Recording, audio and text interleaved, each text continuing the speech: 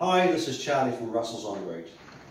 I'd just like to give a breakdown on what we did to these motorcycles for a trip that we carried out last year, for those that are interested, through South Korea, up to Russia, through to Mongolia, the Stans, across the Caspian, to the Caucasus, Turkey, Greece, and then up through Europe, up through to Germany, France, to London. And then we flew them from London to Canada, where we went down to the coast of north of Boston, and then travelled right across America to LA, where we shipped the bikes back to New Zealand. The choice of bike, the XT250. Did quite a lot of research on this with the motorcycles. The previous trip that we had done, 3 years before, through the Americas, I had a Yamaha Supertonere, and my wife Janet had an XT660R. At the end of the trip, I just felt that my bike especially, I didn't need a bike as large as that. And Janet's XT660R was really good. But we searched for something small and light because of the terrain that we'd be travelling through on this trip that we carried out last year. And we settled on these, even though they're a smaller capacity than we would have liked, they worked out well. They are nice and light. And we cruised at between 90 and 100 kilometres, which was adequate. And it was only in America, on the interstates, we were on an occasion that we could have done with a higher speed. So we carried out quite a number of modifications to the bike to suit the journey.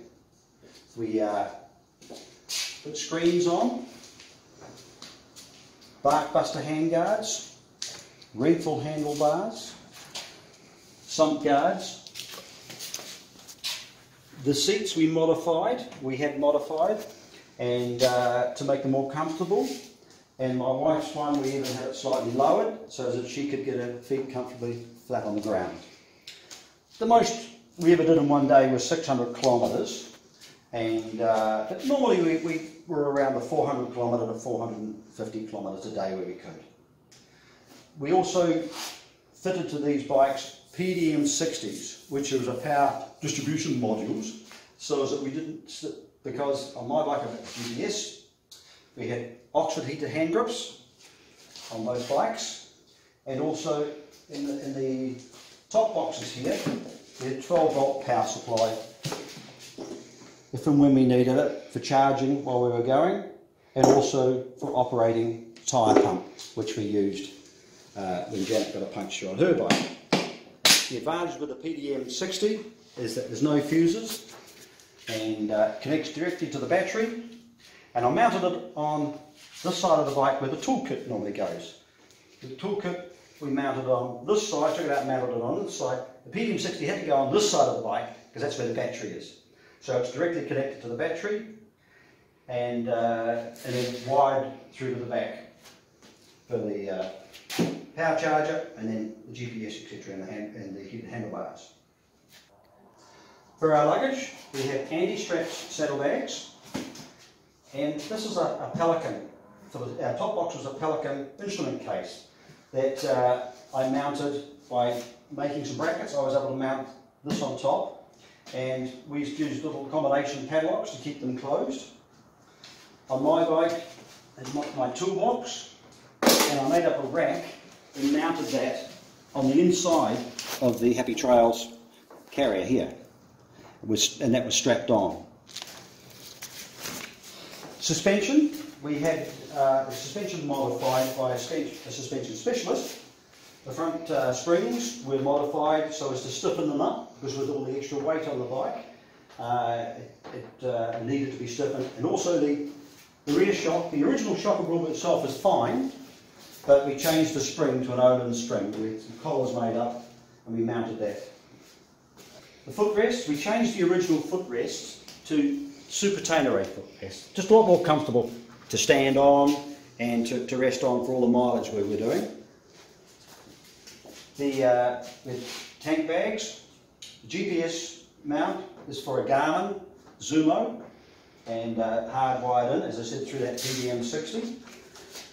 Extra fuel, we took, on each bike we had one of these 5-litre containers.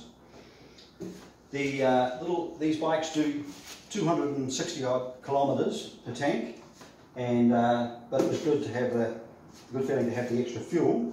But to be honest, on the whole trip, didn't really need it. there was gas stations sufficient that we could get them to before we ran out. For extra carriage, on my wife's bike, we mounted a 110mm actual drainage pipe, which is about 500mm long, in which we carried filters and a funnel for oil and some other bits and pieces. For these bikes, with all the saddlebags and the top boxes, we were able to carry everything we needed for the trip, for camping, cooking, clothing, tools, accessories and spares. We carried the whole lot on these two bikes, and there's nothing more I could have added. On coming back, on arriving home again, there was no thought of, I wish I'd had this or I wish I'd had that, and we really didn't take anything surplus either. So they've been great little bikes. It was a great trip, went really well. The tyres are Mitas E07s.